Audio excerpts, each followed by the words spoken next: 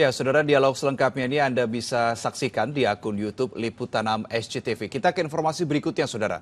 Kebakaran terjadi di bandara dan pelabuhan setelah pasukan paramiliter RSF meluncurkan serangan drone di Sudan. Informasinya kami rangkum dalam Jendela Dunia.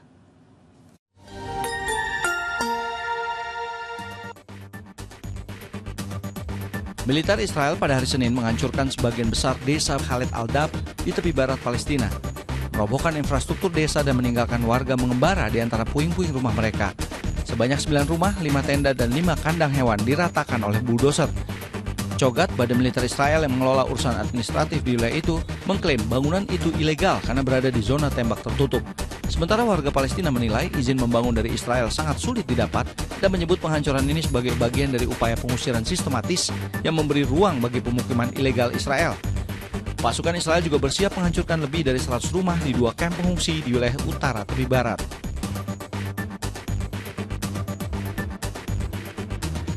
Persetujuan Kabinet Israel untuk merebut jalur Gaza dan memperluas operasi militer memicu guncangan di kawasan.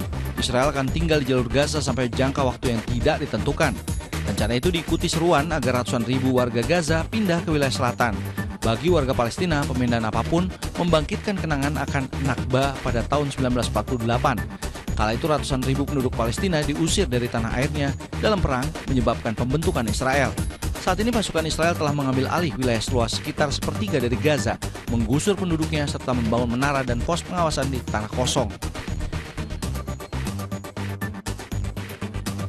Rencana penjajahan di Gaza oleh Israel menuai penolakan oleh warga Israel. Banyak warga Israel khawatir operasi ini justru membahayakan sandera yang masih ditahan Hamas, termasuk 59 orang yang menurut pemerintah Israel masih berada di Gaza. Perserikatan Bangsa-Bangsa juga mengkritik rencana penjajahan Israel di Gaza dan menyebutnya akan menyebabkan lebih banyak warga sipil terbunuh dan kehancuran Gaza lebih lanjut. Tidak hanya itu, PBB juga mengkritik tindakan Israel memicu krisis kemanusiaan di Gaza. Kelaparan mengancam warga Gaza setelah lebih dari 2 bulan Israel memberlakukan blokade total bantuan kemanusiaan. Puluhan warga Palestina, mayoritas perempuan dan anak-anak, setiap hari mengantre makanan di dapur Amal Tikea di Gaza Selatan. Kondisi semakin parah setelah Israel menutup seluruh akses masuk ke jalur Gaza sambil terus melancarkan serangan udara. Israel juga melarang bantuan kemanusiaan berupa makanan, air, obat-obatan, dan tempat tinggal di tengah kondisi di mana 90% penduduk bergantung pada bantuan untuk bertahan hidup. Sejumlah relawan khawatir anak-anak akan tewas kelaparan di depan mata orang tua mereka.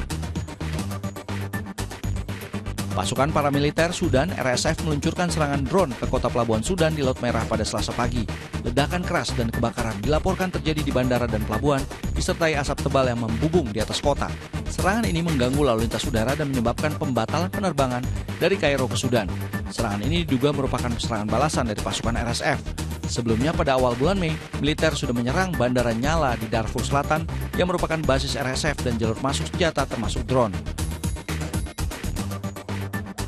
Sebuah pecahan misil pertahanan udara yang diduga milik Rusia ditemukan menancap di balkon sebuah gedung apartemen di Podolsk, sekitar 10 km dari Moskow Selasa pagi.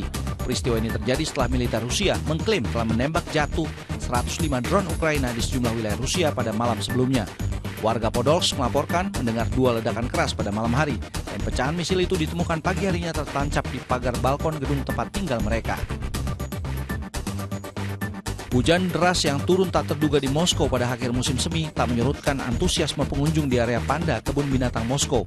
Pengunjung berbagai penjuru Rusia datang untuk melihat Katyusha, anak panda raksasa pertama yang lahir di Rusia dan kini menjadi simbol persahabatan antara Rusia dan Tiongkok.